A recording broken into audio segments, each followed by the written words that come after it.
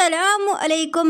اصحاب کہف کے معنی غار والے کے ہیں۔ یہ چند سچے مومن نوجوان بچوں کا قصہ ہے جس کو قرآن پاک میں سورہ کہف میں بیان کیا گیا ہے۔ آج سے سینکڑوں برس پہلے کسی ملک میں ایک مشرک اور ظالم بادشاہ تھا۔ خود بھی اللہ کو چھوڑ کر بتوں کی پوجا کرتا تھا اور دوسروں کو بھی بتوں کی پوجا کا حکم دیتا تھا۔ جو ایسا نہیں کرتا اس کو سخت سزائیں دیتا۔ ان کی سلطنت میں کچھ نوجوان بچے جن کی تعداد تقریباً 7 تھی۔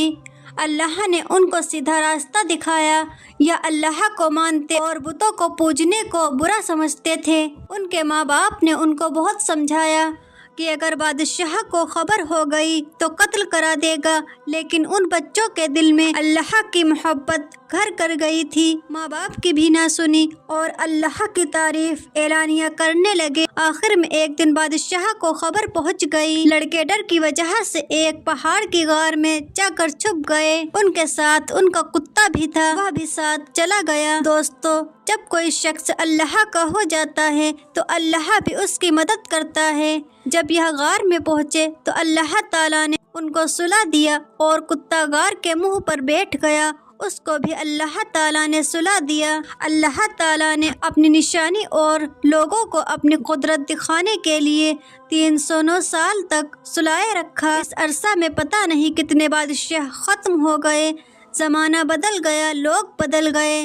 309 سال بعد اللہ تعالیٰ نے ان کو تھوڑی دیر کے لیے جگایا۔ ان کو ایسا معلوم ہوا کہ وہ ابھی سوئے تھے۔ انہوں نے دیکھا کہ سب چیزیں اسی طرح موجود ہیں جس طرح وہ سوئے تھے۔ کتا بھی اسی طرح غار کے منہ پر بیٹھا تھا۔ ان کو بھوک معلوم ہوئی تو انہوں نے اپنے چند ساتھیوں کو سکے دیے، چھپ چھپا کر کسی طرح بازار جا کر کچھ کھانا لے آئے۔ جب یہ ساتھی بازار گئے تو وہاں کی ہر چیز بدلی ہوئی نظر آئی۔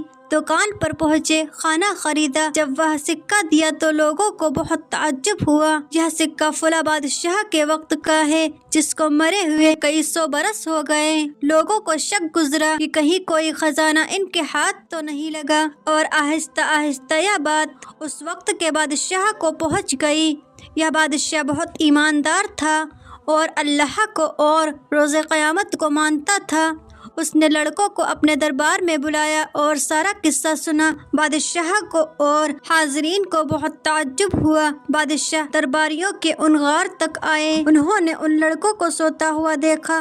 ان کی آنکھیں کھلی ہوئی تھی مگر جسم سو رہے تھے۔ بادشاہ اور ان کے درباریوں پر ایک وحشت طاری ہو گئی اور واپس چلے گئے۔ یہ لڑکے جو کھانا لینے آئے تھے غار میں داخل ہوتے ہی اپنے ساتھیوں کے ساتھ مل کر سو گئے۔ بادشاہ اور ان کے درباریوں کو اور یقین ہو گیا کہ اللہ تعالیٰ بڑی طاقت اور قدرت والا ہے۔ مرنے کے بعد وہ اسی طرح زندہ کرے گا جس طرح ان غار والوں کو کیا ہے۔ یہ لوگ اسی غار میں قیامت تک سوتے رہیں گے۔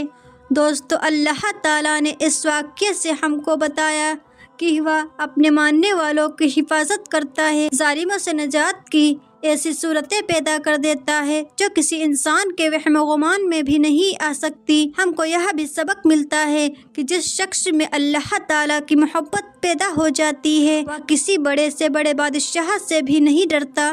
دوستو، آؤ ہم سب بھی اللہ سے محبت کریں اور یقین پیدا کریں کہ ہر کام اسی سے ہوتا ہے، اور جو کچھ ہم دنیا میں اچھا یا برا کام کریں گے قیامت کے روز ہم کو اس کا بدلہ ملے گا۔ آمین یا رب العالمین۔ جزاک اللہ۔